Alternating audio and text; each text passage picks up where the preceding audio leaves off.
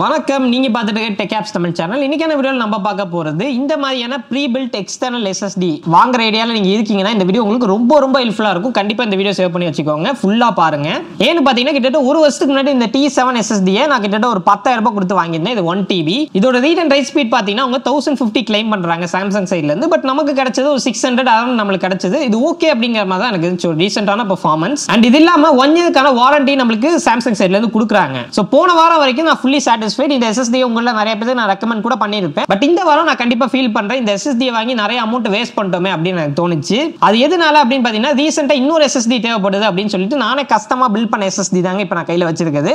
இது 1 TB கான SSD. இதுக்கு நமக்கு 5 இயர்ஸ்க்கான வாரண்டி கொடுக்குறாங்க. அட் த சேம் டைம் இது ஃபுல்லி அலுமினியம், செம்ம காம்பாக்டா இருக்கு. ஏன்னா இதுல கூட பாத்தீங்கன்னா பின்னாடி எல்லாம் அலுமினியம் கிடையாது, ஸ்டிக்கர் தான் ஒட்டி வச்சிருந்தாங்க. And then read and right speed அப்படின்னு பார்க்கும்போது T7 ஓட பெட்டரான ரீட் அண்ட் ரைட் ஸ்பீட் நமக்கு கிடைக்குது. பட் பிரைசிங் தான் இருக்கிறதுல முக்கியமான விஷயம். இதை நான் கிட்டத்தட்ட 3800 ரூபாய் கொடுத்து தான் வாங்கிட்டேன். 1 TB கேஸ் SSD எல்லாமே சேர்த்து 3800 ரூபாய் எனக்கு ஆச்சு. கம்பேரிங் டு 10,000 கிட்டத்தட்ட பாத்தீங்கன்னா 7200 நான் அப்படியே சாலிடா சேவ் பண்ணியிருக்கேன். ஸோ நீங்களும் இந்த மாதிரி சேவ் பண்ணணும் அப்படின்னு நினைச்சீங்கன்னா கண்டிப்பா இந்த வீடியோ ஃபுல்லா பாருங்க, எப்படி அப்படிங்கறத எக்ஸ்பிளைன் பண்றேன்.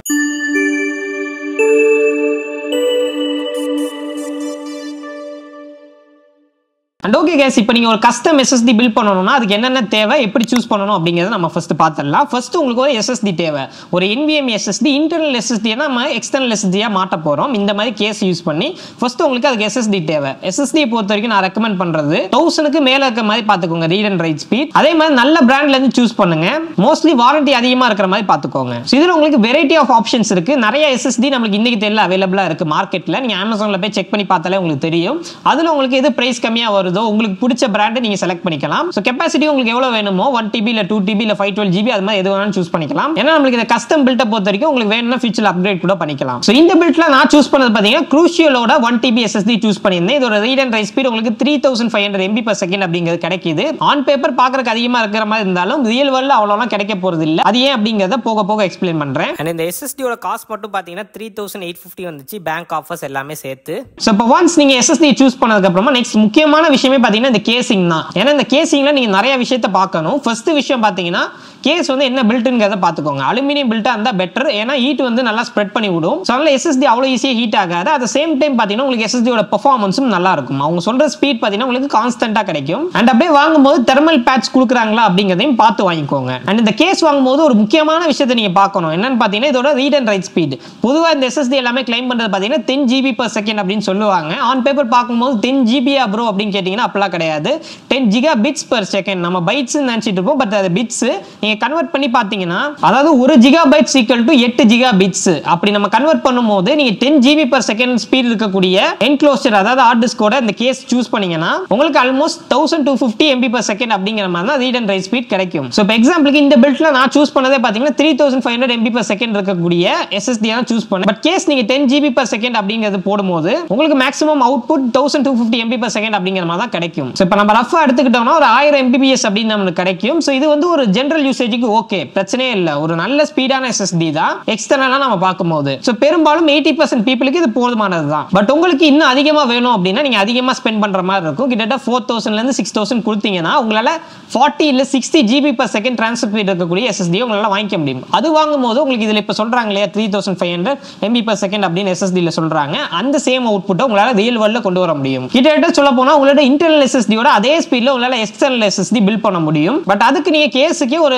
5000 ரூபாய் 6000 ரூபாய் செலவு பண்ற மாதிரி இருக்கும். அது ஓகேனா நீங்க அதை ப்ரிஃபர் பண்ணலாம். பட் பட்ஜெட்ல பில்ட் பண்றவங்களுக்கு இந்த 10 GB/s அப்படின்னு சொல்றாங்க இல்லையா 1000 ல இருந்து 1500 வரும் இல்லையா, அதே நீங்க சூஸ் பண்ணிக்கலாம். அண்ட் இந்த பில்ட்ல நான் சூஸ் பண்ண என்க்ளோசர் பாத்தீங்கன்னா வெரிலாக்ஸ் அப்படிங்கிற பிராண்ட்ல இருந்து 10 GB/s அப்படிங்கிற மாதிரி அவங்க கிளைம் பண்றாங்க. இது வந்து ஃபுல்லி அலுமினியம், பார்க்கிறதுக்கு செம சூப்பரா இருந்துச்சு. வெயிட் பண்ணி நான் வாங்கினேன். அட் சேம் டைம் பாத்தீங்கன்னா இந்த SSD யோட நமக்கு அந்த தெர்மல் பேட்ச் எல்லாமே கொடுத்துறாங்க. ஃபுல் செட்டா நமக்கு வருது. இதோட பிரைசிங் பாத்தீங்கன்னா அரௌண்ட் உங்களுக்கு 1400 rupees வருது. எப்படி ப்ரோ அப்புறம் ஃப்ரீயாவா இதை வாங்குனீங்க அப்படின்னு கேட்டீங்கன்னா வரேன், பொறுமையா இருங்க. சோ ஃபைனலி இது எப்படி நம்ம பில்ட் பண்றது அப்படிங்கறத பாப்போம். ஓகே गाइस, இப்போ ஃபர்ஸ்ட் ஆஃப் ஆல் நம்ம வாங்கி இருக்கிற SSD அண்ட் கேஸ் ரெண்டுமே வந்துருச்சு. Amazonல தான் ரெண்டுமே ஆர்டர் பண்ணியிருந்தேன். அண்ட் இப்போ ஃபர்ஸ்ட் SSD க்கு வந்தோம்னா நான் இங்க யூஸ் பண்ண போறது பாத்தீங்கன்னா Crucialோட SSD. நான் ஆல்ரெடி சொன்ன மாதிரி 1 TB 3500 MB/s ஸ்பீட் போகக்கூடிய SSD. அண்ட் என்க்ளோசர் பாத்தீங்கன்னா வெரிலாக்ஸ் பிராண்ட்ல இருந்து வெயிட் பண்ணி வாங்கின SSDங்க. கிட்டத்தட்ட 1 வீக் ஆயிடுச்சு எனக்கு இது டெலிவரி ஆகிறதுக்கு. பாக்ஸ் ரொம்ப அடி வாங்கி இருக்கு. ஓபன் பண்ணி பார்த்தோம்னா உள்ள நம்மளுக்கு SSD அண்ட் ஒரே ஒரு கேபிள் கொடுத்துருக்காங்க. ஆக்சுவலா ரெண்டு மென்ஷன் பண்ணியிருந்தாங்க. கொடுத்துருந்தாங்க. அண்ட் என்க்ளோஷர் சீரியஸா நான் எதிர்பார்த்த அளவுக்கு சூப்பரா இருந்துச்சுங்க. நல்ல premium build quality, fully aluminium, கையில பிடிக்கிறதுக்கு அவ்வளவு சூப்பரா இருந்துச்சு. அண்ட் உள்ள பாத்தீங்கன்னா மேலும் நம்மளுக்கு தெர்மல் பேட்ச் கொடுத்துருக்காங்க, அவங்களே கட் பண்ணி கொடுத்துருக்காங்க. நம்ம இப்படி கட் பண்ணி தான் ஒட்ட போறோம். அண்ட் ஒரு ஸ்க்ரூ டிரைவரும் இருக்கு. அண்ட் இது அப்படியே ஓரமா வச்சுட்டு பார்த்தோம்னா உள்ள நம்மளுக்கு தண்டர்போல்ட் கேபிள் கொடுத்துருக்காங்க, type C to type C. Type A வந்து ஆக்சுவலா மென்ஷன் பண்ணியிருந்தாங்க, பட் பாக்ஸ்ல இல்ல.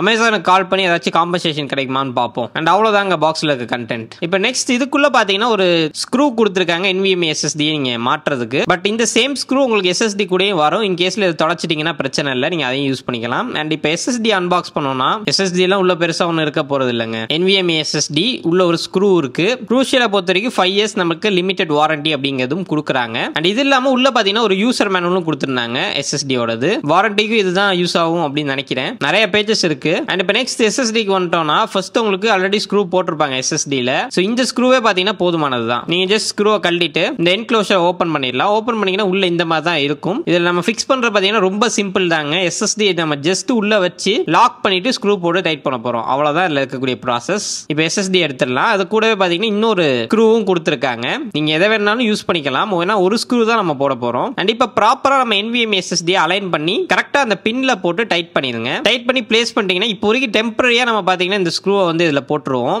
எதுக்காகனா தெர்மல் பேட்ஸை நம்ம யூஸ் பண்றதுக்காக, வேற எதுக்கும் கிடையாது. திருப்பி நம்ம கழட்டிட்டு தான் எப்படி இந்த ஸ்க்ரூவை மாற்ற மாதிரி இருக்கும். அண்ட் இப்போ தெர்மல் பேடுக்கு வந்துட்டோம்னா அழகா அவங்களே சின்ன சின்ன பீஸா கட் பண்ணி வச்சிருக்காங்க. நமக்கு ஈஸியா போச்சு. ஏன்னா கட் பண்ணி ஓட்டும் போது எஃபிஷியன்சி நல்லா இருக்கும். நீங்க வாங்குற என்க்ளோஷர்ல ஃபுல்லா வந்தாலும் நீங்க கட் பண்ணி ஓட்டுறதை நான் ரெக்கமெண்ட் பண்ணுவேன். ஸோ இந்த மாதிரி சின்ன சின்ன பீஸா எங்கெங்க தேவைப்படுதோ அங்க ஒட்டிடுங்க.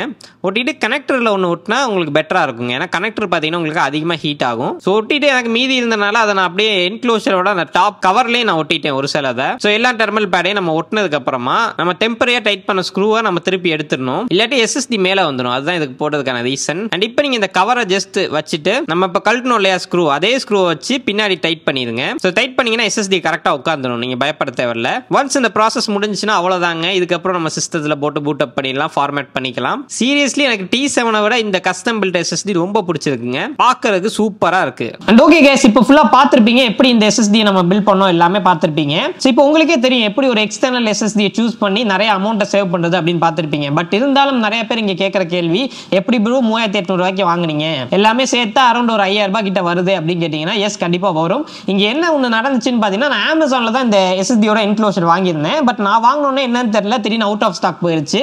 பட் எனக்கு இது வந்த பாக்ஸ்ல பாத்தீங்கன்னா USB to Type C cable இல்ல, அதாவது தண்டர்போல்ட் கேபிள் 2 கொடுப்பாங்க. அப்படிதான் நம்மளுக்கு ப்ராடக்ட் ஸ்பெசிஃபிகேஷன்ல மென்ஷன் பண்ணியிருந்தாங்க, அதாவது டிஸ்கிரிப்ஷன்ல.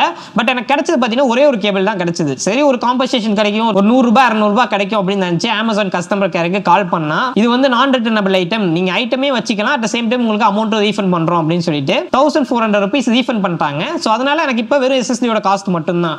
அந்த SSD வாங்கினா 3800 ரூபாயிலே என்னால் 1 TB SSD பில் பண்ண முடிஞ்சிச்சு. நீங்க கண்டிப்பா இந்த பிரைஸுக்கு பில் பண்ண முடியுமா அப்படிங்கிறது எனக்கு தெரியல.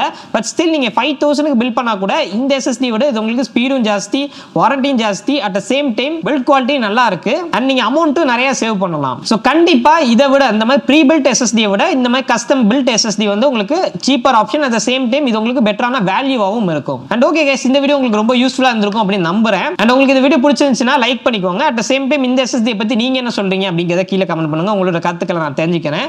நம்ம சேனலுக்கு மறக்காம சப்ஸ்கிரைப் பண்ணி பக்கத்துல உள்ள பெல் ஐகானை பிரஸ் பண்ணிக்கோங்க. மீண்டும் சந்திக்கிறேன். நன்றி, வணக்கம்.